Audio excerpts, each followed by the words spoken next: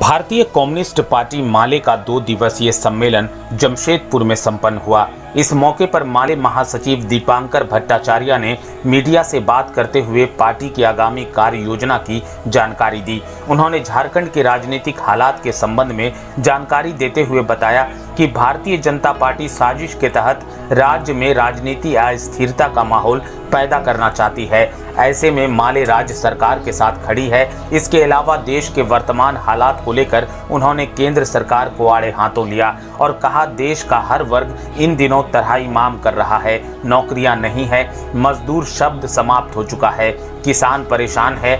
देश को चलाने वाले जब ये कहने लगे कि वे 40 साल तक देश में राज करेंगे, इससे लोकतंत्र में अस्थिरता का माहौल बनेगा। उन्होंने कहा, साजिश के तहत देश में धार्मिक उन्माद फैलाया जा रहा है ताकि बुनियादी जरूरतों की बात ना हो। श्री भट्टाचार्य ने तमाम विपक्ष को एकजुट होकर भाजपा के खिलाफ खड़ा होने की अपील की। उन्होंने कहा कि माले इसकी पहल करने को तैयार है।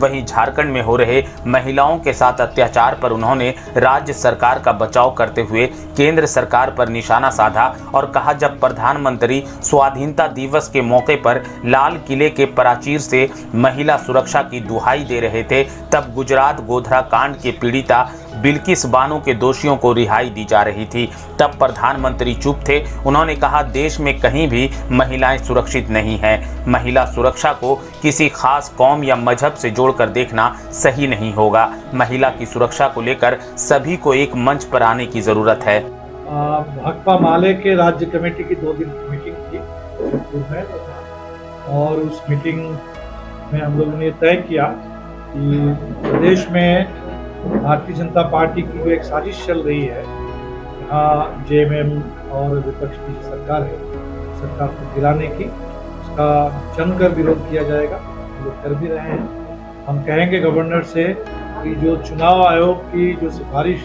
गवर्नर साहब के पास है, उसको तत्काल पब्लिक किया जाए और पूरे प्रदेश में जो अस्थिरता का माहौल बनाया जा रहा है राजनीतिक प्रशासनिक रूप से, ये झारखंड के हित के खिलाफ, और इसीलिए झारखंड के हित में यहाँ किसी तरह का अस्थिरता का, इंस्टेबिलिटी का, पॉलिटिकल या एडमिनिस्ट्रेटिव ऐसा माहौल ना बने, ये झारखंड के लोगों को देखना है।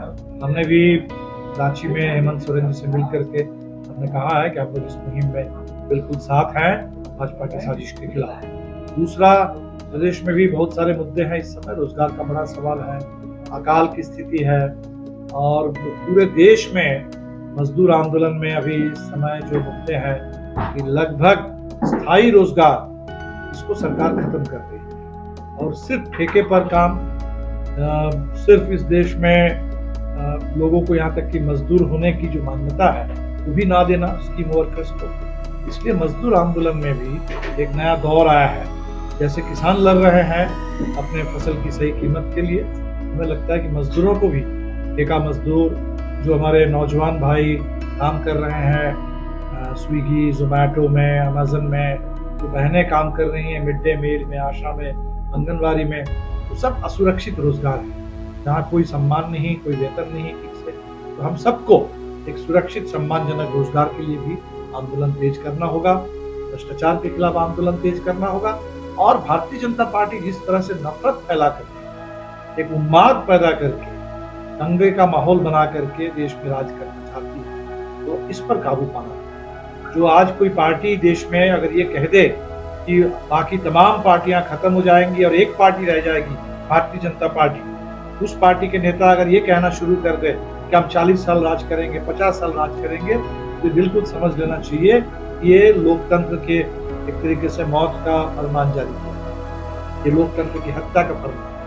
आज अगर पूरे बजरंग दल के लोग, विश्व हिंदू परिषद के लोग पर्व त्योहार मनाने के नाम पर मस्जिदों के सामने जाकर के नफरत भरे गीत बजा रहे हैं, कि पूरे डीजे चल रहा है, तो समझ लीजिए। झारखंड टाइम्स के साथ जुड़ने के लिए हमारे Facebook page Jharkhand times .live को लाइक करें। साथ ही साथ हमारे ऐप झारखंड टाइम्स को गूगल प्ले स्टोर से इंस्टॉल करना बिल्कुल न भूलें।